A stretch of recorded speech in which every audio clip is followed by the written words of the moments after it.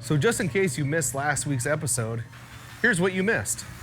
Last time, Mark and Royal celebrated 100 episodes of Graveyard Carz by taking a look at the never-before-aired original pilot, featuring the shop's very first restoration and the very beginnings of the legendary Phantom Cuda. Now, Dave jumps from Challenger to GTX. Will struggles to finish the cut and buff on a beautiful and unique 1968 Copper Charger. And Mark checks the progress on his custom A100 build with the hopes of revealing it at SEMA 2018.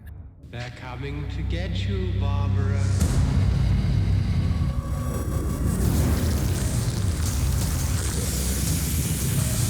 It has been established that the unburied dead are coming back to life.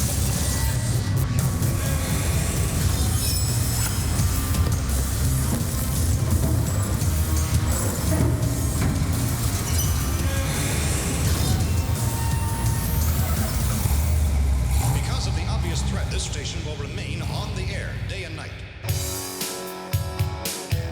So right now I have our 1968 MM1 Charger in the booth, ready to go and be painted. It's about 5:30 in the morning. I try to come in a little bit earlier so I can just stay focused, start painting the car from start to finish without any interruption. So once I get dressed here in the booth and I'm painting, it's a nice color. We haven't done it yet. It's real pretty. It's kind of like the burnt orange, but it's a little more bronze look to it. Super transparent, high metallic. So it's one of those colors that you just got to be patient, and you'll spend the next 4 or 5 hours doing. Once I'm done with the car, it's gonna look amazing. I mean, it's the final paint. The prep work went great, and I'm a better painter than Mark, so of course it's gonna look good. First of all, it's a 68 Charger. That is in my opinion, that's the best year Charger out there. Secondly, the color. That MM1 turbine is the first time we've ever done that color here. First time I've done that color. It's a gorgeous color. Then you top on the fact that it's got a white stripe and white interior. This car is just gonna be an absolutely stunning car and probably the best looking car that's ever left here.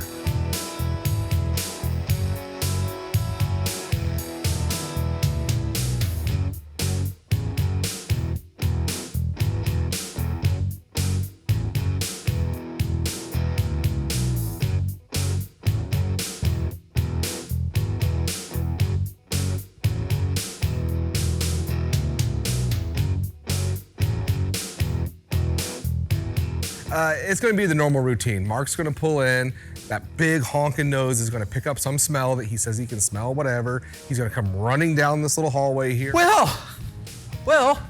Run into the paint shop, say, oh my God, what are you doing? And it's the same exact stuff we've done for like 2 or 3 seasons now. So if he's gonna do this, some new material would be great. You've never done that color. That's MM1 turbine bronze. What's the difference? You know, right now I'm just not in the mood for Mark and any of his BS. Well, you're supposed to get my help on it. I'm not doing that. I don't know what that means. And I'm just not in the mood for it. I've already talked to him earlier this week about trying to borrow a car, so I'm gonna drop my car off at the dealership. It should be there. Good idea. Dodge, right? Chrysler? Yes, Chrysler. Mopar family. It's gonna be there for a couple days. In the event it goes over, can I borrow one of your vehicles? And that didn't work out well either. So I'm just not interested in talking to him from this point forward. Can't see magic paint without a magic hat. Hat, please.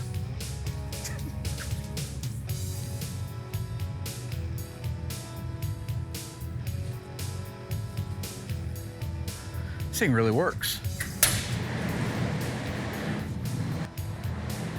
Turn them on. Turn the lights on. Turn them on.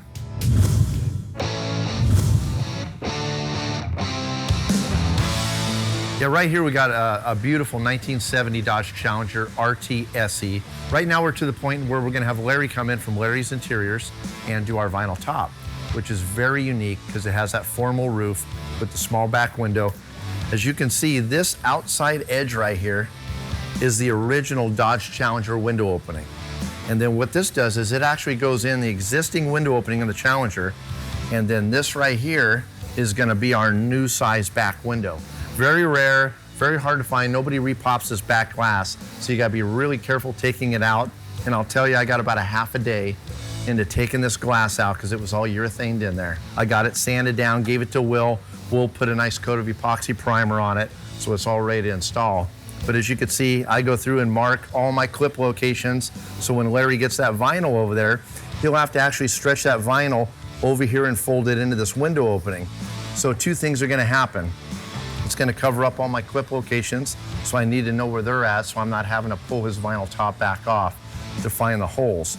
But also, he's gonna have to put that foam in here because all these recesses for all the screws that I'm gonna put in here to go into the existing window hole is all gonna be visible. So when he lays that foam over, he'll actually sand that foam so it'll be even with the roof of the car. So whenever that vinyl's stretched over this plug into the new location, it'll look so clean like the car came with this small of a back window.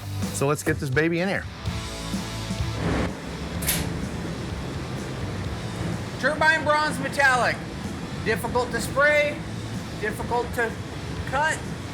Looks pretty good, don't it?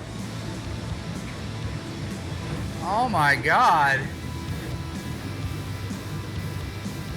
A moment of silence, please. Dearly beloved, gather here today to lay to rest this run. Pretty color, isn't it? What code is it? Oh no.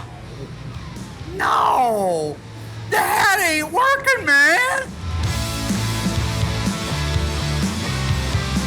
And this is not glued in. What I'll do is I'll seal it after I got it all screwed in there so nothing gets past it. If I end up urethaning this plug in here, it will not come out. And this is fiberglass and you will literally destroy this thing trying to get it out. So if by chance something happens and this top's got to be redone, I just seal around the outside edge of it here so nothing will get by it. I'll seal all the screw holes off. And either if anything ever goes wrong, they can still get it out. And that's the way they've done it from the factory. If you look at this, there is no urethane on the back of this thing, so it wasn't glued in there. So now I just need a whole handful of screws, and I'm just gonna go to town. I believe it takes about 21 screws, so I wanna make sure all my marks are in there, and then it's just the art of getting it centered on the existing factory holes and getting it put down. So let's get to work.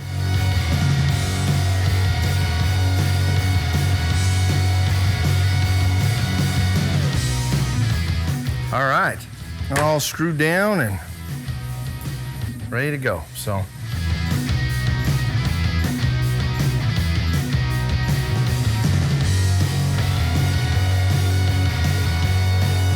Well, as you can see, I got the window plug put in our 70 Dodge Challenger for Lance Works.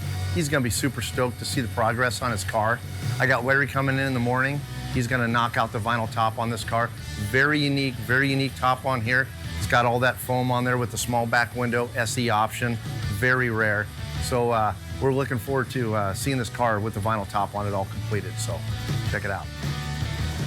Moment of silence.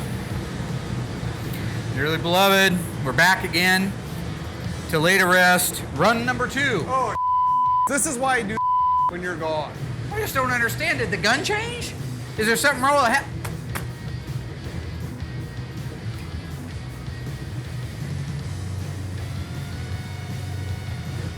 It still works. I don't know. Oh, no. Now that's a run. I had one run. There isn't a painter that's watching this show or somebody that's at home. It doesn't matter who you are. Every painter has put a run in something. It doesn't matter. It's just as long as you can get it out, that's fine. He just likes to be a little more dramatic when the cameras are there. Because I've done it a couple of times, and it's not a big deal. But the second those cameras come on, then the over-exaggeration of praying and God help us comes out. Are you done? I'd recommend getting a new hat, Magic Man. Well, here's the thing. That Magic hat never did this before, right? The best paints in the world, the best guns, the best booth, and he's running this thing like a kid on a playground with a rattle can. The name of the paint that we spray is DMD. That's the base coat. So I'm going to change his name to Run DMD. I could go with Run DCC. That's the clear coat.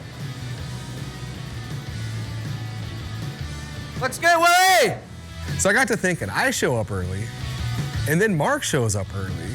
So either Camera Boy 1, Camera Boy 2, or producer ratted me out to Mark, or maybe that nose really does pick up a good smell. Run DCC.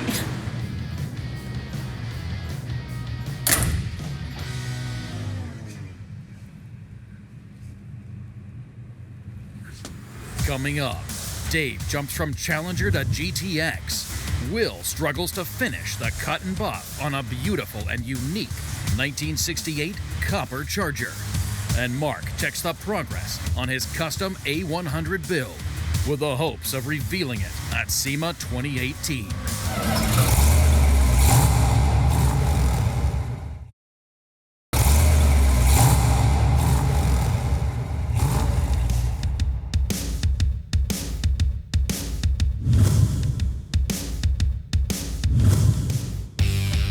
So I just finished doing the final paint on Zeed's Charger.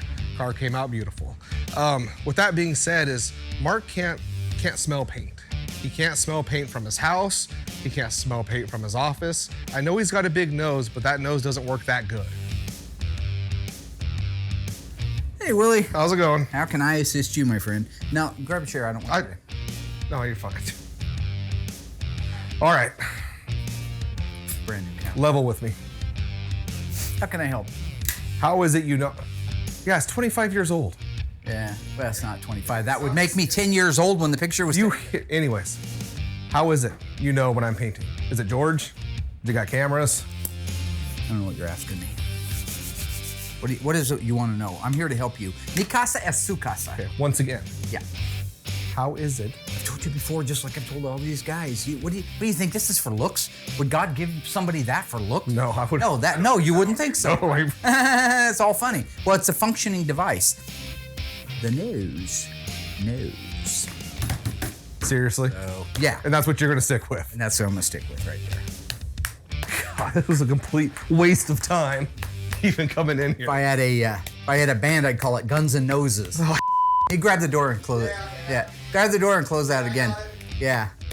If I was able to tell the future, it'd be Nostradamus. So you guys know how Mark is. I mean, Mark's Mark. You know, so if it wasn't you guys, you know, that ratted me out, then he's got to have a camera around here somewhere.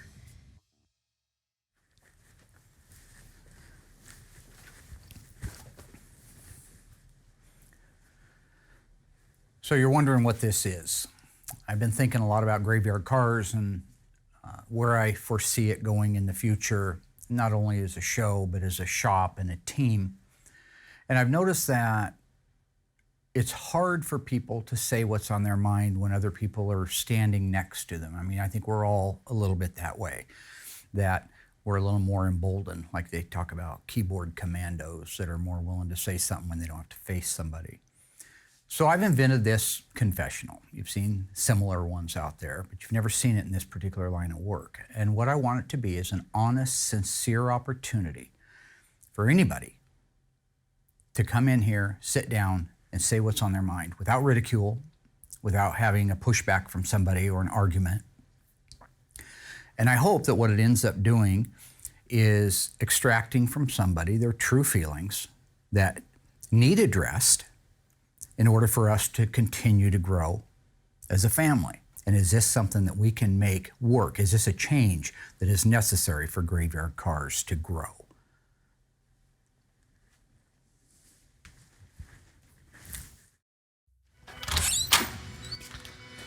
All right, so I just finished the conversation with Mark. So you know, I come into Dave's area, which is the assembly room, and there's two cameras in here. We got one this direction, we got this one in this direction. It covers everything. Bounce over to the machine shop. I know exactly where the cameras are. They're there like normal. And then right out to the body shop, we got 2 or 3 out there, and I know right where those are. So any other cameras that he might have out here, he's had to place himself. So there's only 2 spots out there where the cameras don't see. That's inside the paint booth and inside the mixing room. So if he's actually going to do something, he's got to place a camera in one of those 2 areas.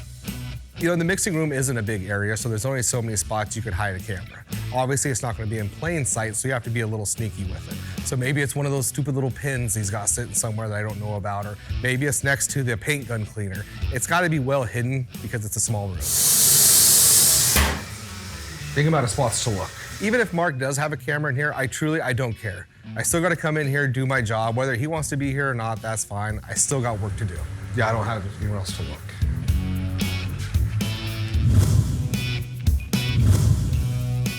Larry's all done installing our vinyl top. Did an amazing job. Car looks fantastic.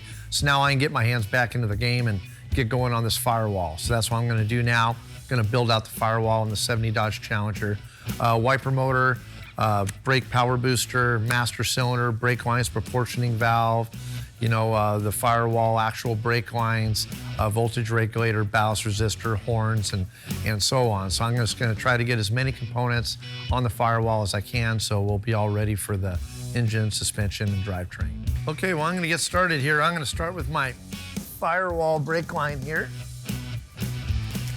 Climb in here. I got this baby sitting right here.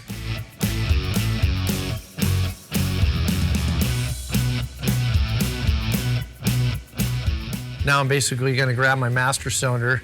It's gonna go right in here. It's got 4 studs. It's gonna feed right through here. I'll go ahead and put that in place, and then we'll start building everything out from there.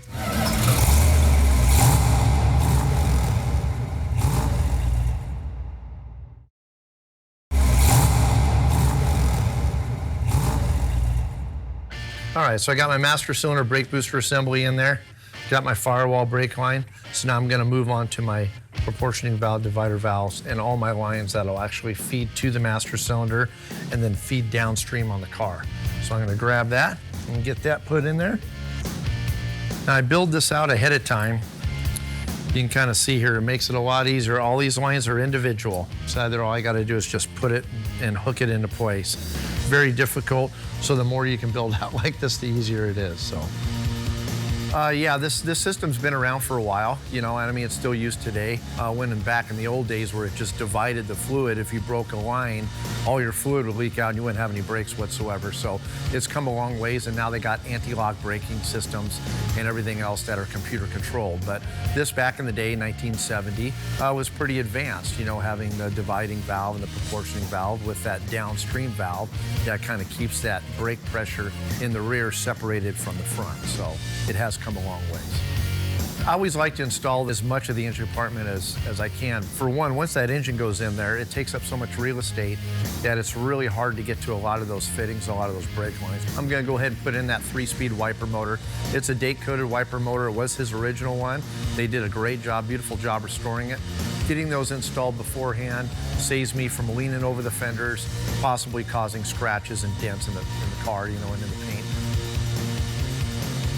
Voltage regulator right there works in conjunction with the alternator to charge your battery. This right here, this ballast resistor, this here will cut your voltage down.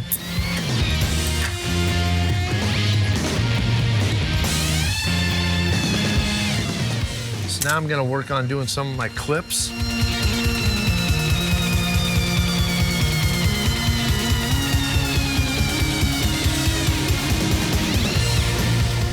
All right, so I got all my clips in there. Of course, I won't be able to actually clip any of these in until I get my washer bottle in there, and I'll have washer bottle hoses going through here, then up into there to my nozzles and everything else for the washers.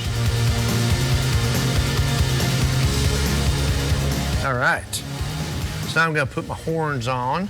All right, got our unique bolt. You can see these are paint cutters. They got these little sharp teeth on there, so when they screw onto these horns, they cut into that metal, because if these things don't ground, they won't work.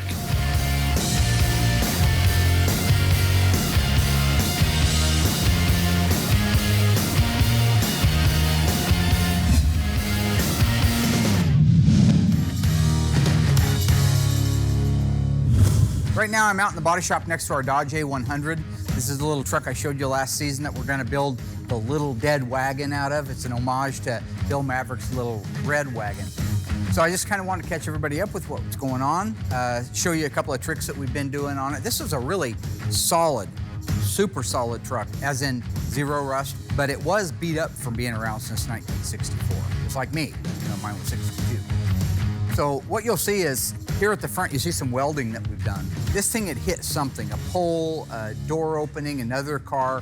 And so all of this area that you see between these weld points was caved in, all the way into here. What we did was cut that piece out so we could put it on an actual, like a bench, and start metal finishing it from the inside out.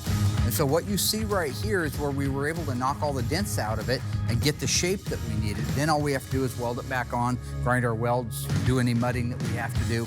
And the main reason for that is this is a 1964 model truck. Everything is real steel back then. It's not the stuff that we deal with today that's a really, really thin gauge, high strength, low alloy steels.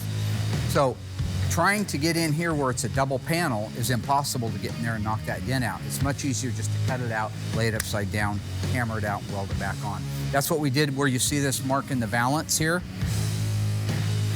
Everything that you see right through here, all the way around the corner, we had this lower valance piece off of there, and we were able to straighten it out really nicely on an actual bench, then put it back up in there and metal finish off all the welds. So that's why that looks so much better. Before it was caved all the way in back to here. Now our nose, it was caved in too, but we have full access through here to it.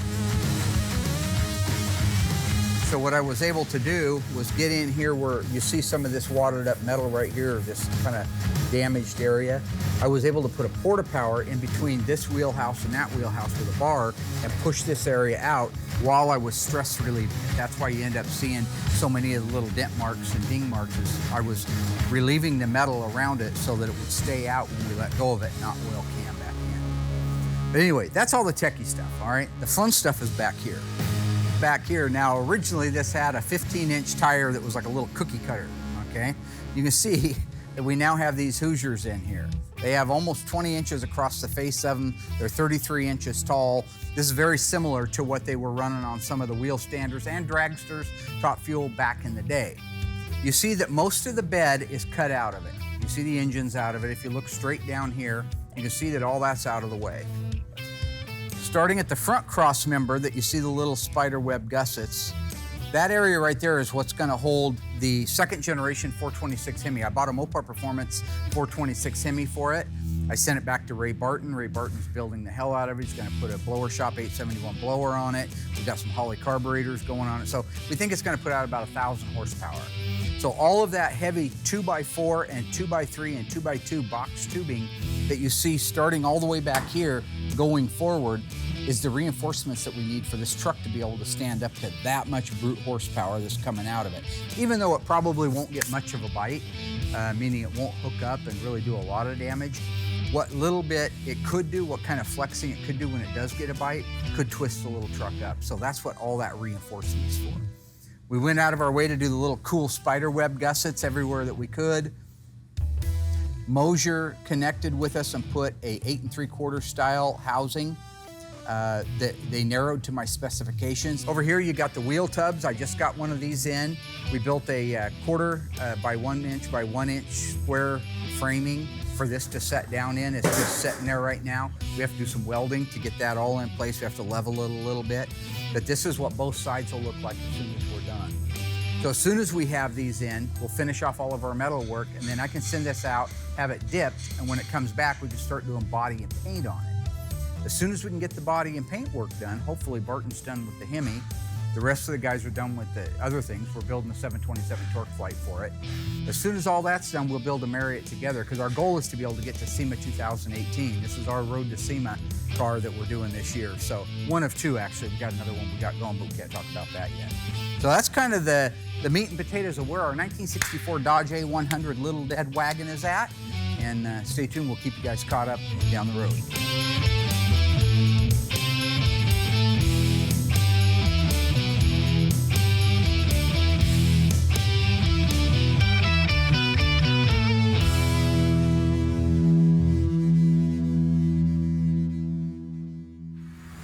Stay tuned. Dave begins the final assembly on a beautiful 1969 Seafoam GTX. And the mystery surrounding Marks and Will's confessionals is finally revealed.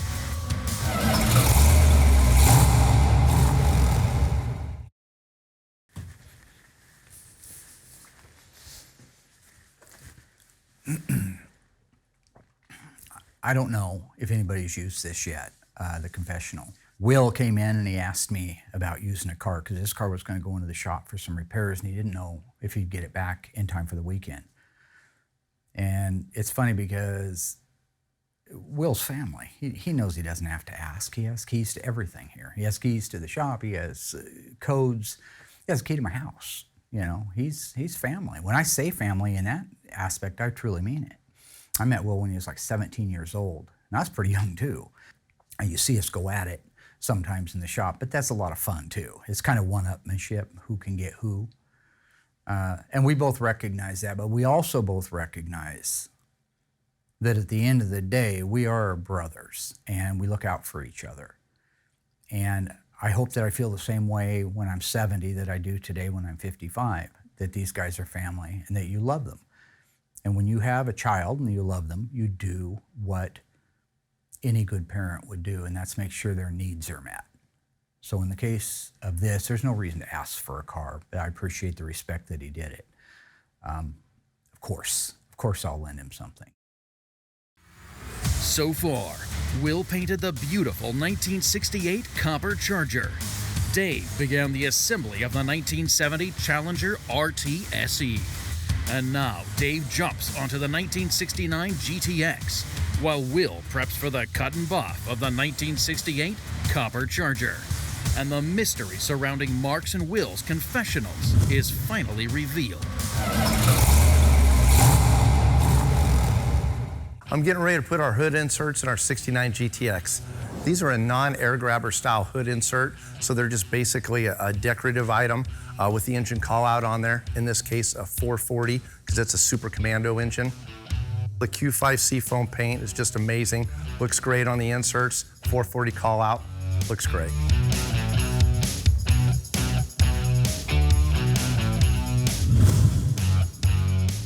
Hood insert look fabulous. They look so nice on that hood there. Just really accents that hood and gives it that real muscle look.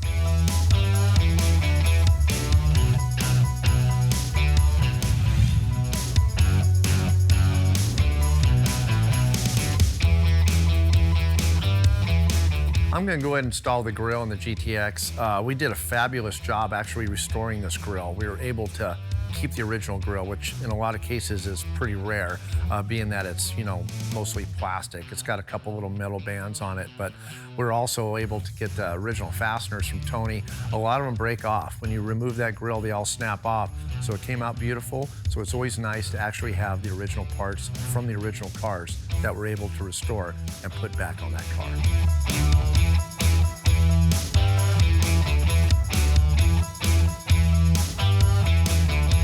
The GTX is beautiful. It's coming together so nicely. Everything's just kind of falling suit. I'm not having any real big issues or real big problems so far. So it's kind of nice whenever everything just kind of falls in line and you can just kind of keep going with the flow. And so it's going great.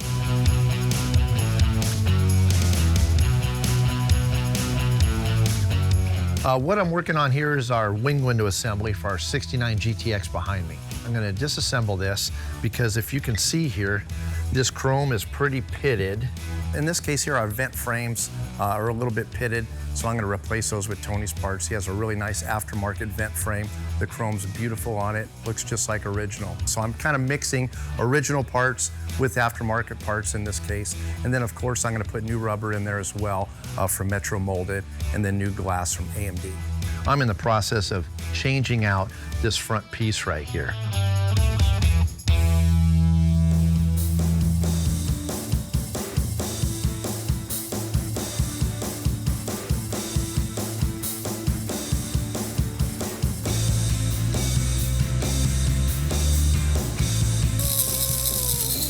So now I got my channel. This is the part I'm saving.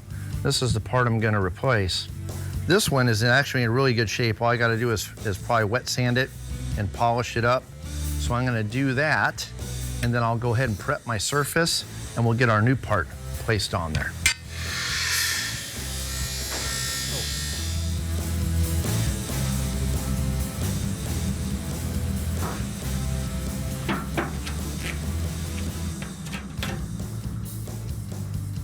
Okay, yeah, we used the last one on the DP90.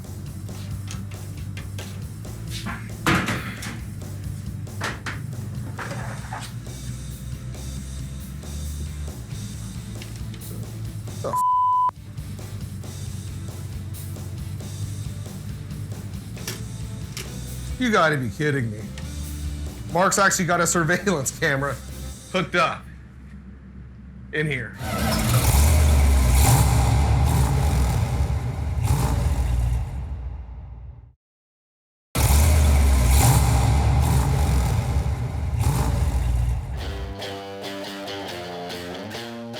What I'm gonna actually do is I'm gonna panel bond this with some 3M panel bond adhesive. Works fantastic. I just gotta kind of prep this a little bit and scratch it up pretty good in there. And then I'm gonna sand this part right here, shoot some panel bond in there, clamp it together, and it'll be like brand new.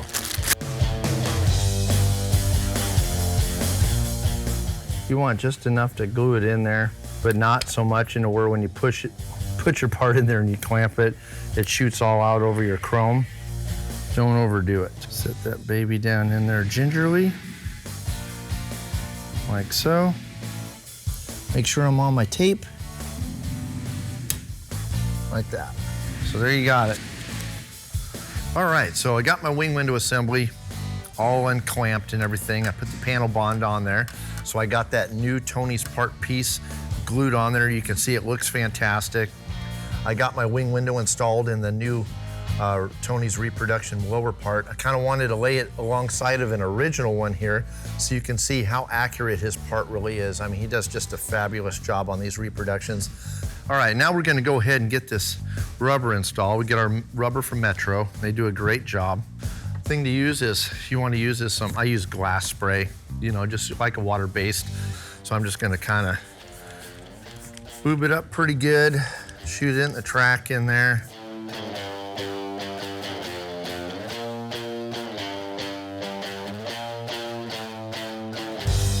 All right, so now that we're to that point where we're gonna marry the door glass to our wing window assembly. They're a little bit tight at first when you put the new ones in, but they'll eventually break in. So keep our fingers crossed that everything goes okay.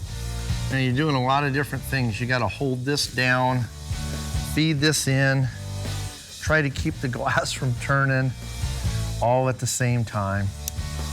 A lot of people are afraid to do glass. It's really not that bad. It's just you really need to take your time. See, like the top one went in that time, but the bottom one didn't. Getting it to go in. So my front shoe went in there okay. So now I gotta work the back one in. So there she goes. You can see it's kind of tight, but there she goes. She's in there.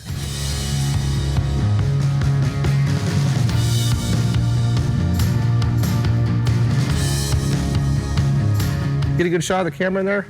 You know, and just as I thought, you know, Mark's done that stupid silliness of actually putting a camera in here. I don't get it, I don't know why he does it, but it's just a huge waste of time. He wants to get 15 cars done a year. We should probably stop doing this stupid. It's on now. So I'm gonna go in and talk to Mark. Hopefully it doesn't turn out like it did when I asked to borrow a car.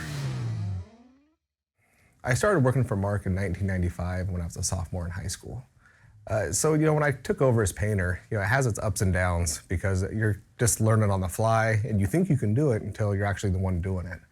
At that time, where a lot of people would have probably fired me, he stuck with me. We've grown close over the years and I've become a great painter because of him. Mark's worked really hard to get where he's at and I'm glad to be part of it. And the people that he surrounds us with now, you know, we're all a big family and we're all part of the team. He's still silly, his, you know, normal routine. But being here truly is a blessing.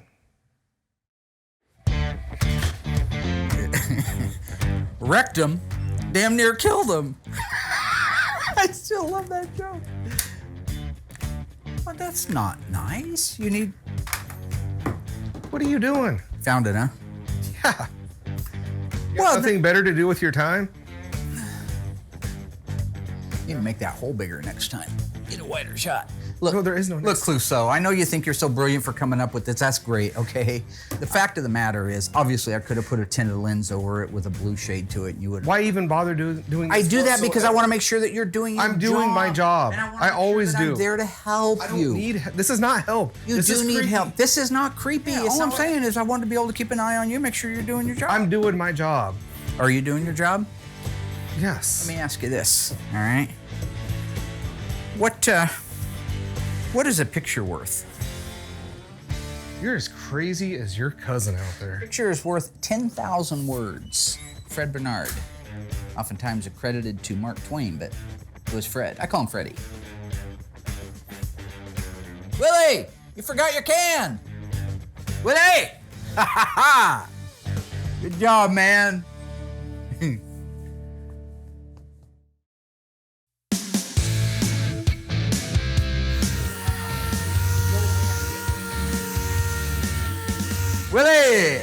Willie Wonka! Nope, just Will still. William Scott. What's up? William Scott Scott. Your middle name's Scott, right?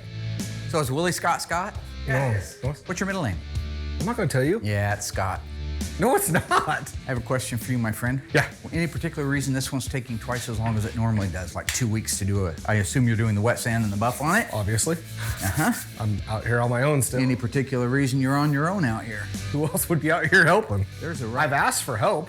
What in the name of F is that? I don't know, you're over there. What, did you fall into the paint in the last coat? Why isn't Alyssa out here helping you? That's my point. Because that doesn't work out. Well, you trained her. I did it and that didn't work out at all. Alyssa can't help, especially on cut and buff. She couldn't even help prepping. Alyssa has been working, right by my side, learning how to do this. But you got to start at like prepping cars. You just can't start into buffing them. So there's no chance in hell she can walk out there and buff a fender and have it look good, B, look better than mine. It's just not gonna happen. Put your hair back. You're gonna get it all wound up in the buffer and it's gonna burn the side of your face, it's gonna catch on fire and he's gonna put it out with a rake. It's gonna look terrible. Oh my God. Will's gonna work with you on making sure that you know how to do wet and sand and buff. In the unlikely event, God forbid, something should happen to him, you should be able to pick up and rock with that. So you take over with her. Alyssa, you follow his lead. Okay. He's gonna tell you, he's basically done most of the car. I want you to have this fender all to yourself. So you're gonna have to re-wet sand it with 800 and then work its way out. You're gonna do that. So don't do any buffing on there. You can do whatever you want with the rest of the car. But I want this fender to be wet sanded and buffed by you. I want this fender to be wet sanded and buffed by you. Last time Will worked with Alyssa, I felt like he didn't really give her necessarily all the tools and the ammunition. There's not a lot of great teachers out there. I've been referred to as a good teacher. What he doesn't know is I've taken her under my wing and I've spent some time with her buffing. And she's doing really good. Let the competition... Wait. Competition? What is a competition? What are you talking about? I didn't mean that. Is this a competition? No. Against somebody that's buffed one time in her life? She's never even That wouldn't buffed. even be fair. You haven't even buffed yet? Okay, so I want you to work with her. It's not a competition, but you know me, I'm a competitive kind of person, right? Got to keep the juices flowing. See, I move in, knock that, and I move out. So watch this move here. See, I'm in, What's wrong with him? and now I'm out. What's wrong with him? In, out. Oh.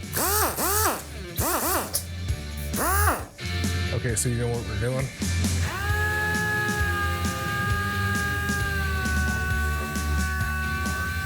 Well, since you've been working with me and you have been patient, not your normal crazy self with your dancing and your whole routine, he's actually taking the time to teach me. How's that looking? Well, looks good. Oh, sorry. I have no idea what that was about. I've worked with her in the past trying to prep these cars for me, and she just isn't physically capable of doing it. Now, all of a sudden, she walks out here to the booth, gets the car looking the way it should on the first try, like she knows what she's doing. So something's up. I'm not sure what it is, but I'm sure we'll find out. This is it, the big enchilada, the big cheese, getting ready to walk in. See how my daughter did versus William Scott? The doors are already open. I don't get it. Is that supposed to be like a power intro or something? Have I created a monster? You shouldn't. It's not about them, okay? And if you are gonna do a power shot, and you guys don't put this in the edit. You look like you're about to knock a lung loose.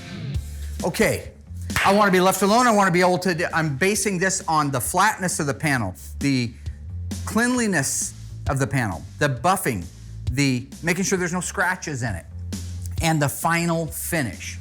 After looking at Alyssa's and looking at mine, obviously, just looking, mine's better, obviously. But Mark being Mark again, Alyssa's gonna win. She's gonna be better than me. I'm gonna be She's great. And yeah, that's how it's gonna go. I will reveal the judge's score. As you were. Who won? He's an idiot. Idiot. So the competition thing between Alyssa and I, you know, that's just more Mark twisting stuff, spinning it around. Just like when I asked to borrow a car. You know, he takes something that's innocent, and then before you know it, it all comes back at my expense. Recently, I got kind of one of those bucket list vehicles. I'm an old motorcycle buff. I love all that. I had a Bultaco 250 and a 125 per Same. My cousin had a TM400. I had a Honda 100. As kids, we just always played with motorcycles. You know, and don't get me wrong, I'm appreciative that he let me borrow the motorcycle. You know, it is transportation to get home. I haven't even ridden it. I only just got it. But I thought, what a great treat. But while that is nice, I just can't help but think, you know, we have 2 or 3 shop trucks here. We have a van. Mark's got a couple of personal cars. I just don't understand why he had to put me on To hand him the keys, so to speak, and let him be able to drive that, should he need to.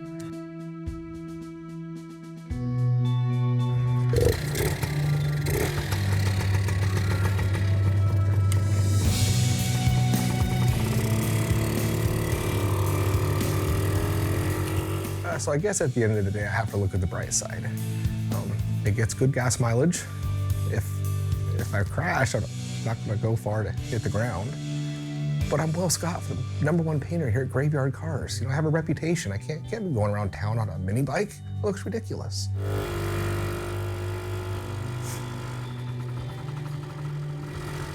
Mark has always said he would rather be at the bottom of a ladder that he wants to climb, rather than being halfway up a ladder that he doesn't.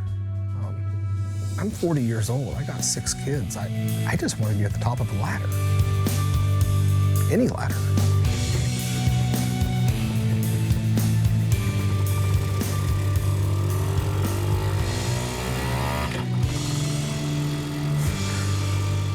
Well, I would like to personally thank you for letting us get absolutely nothing done this week. Dude, that was all you.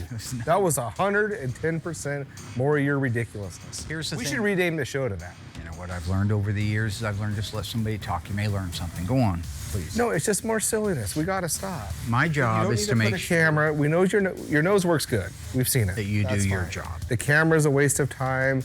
Alyssa and I have to give that to Alyssa Rose at 98 points. Will, you were very close. Very good job at 97. It's a close one. You should give yourself a pat on the back.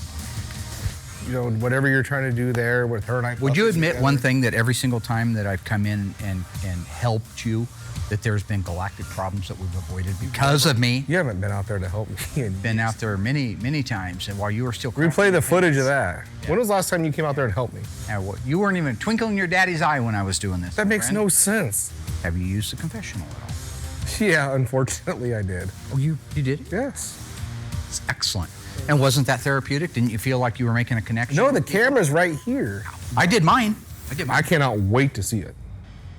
I'm not interested. How do you think you're going to see it? You're going to air it.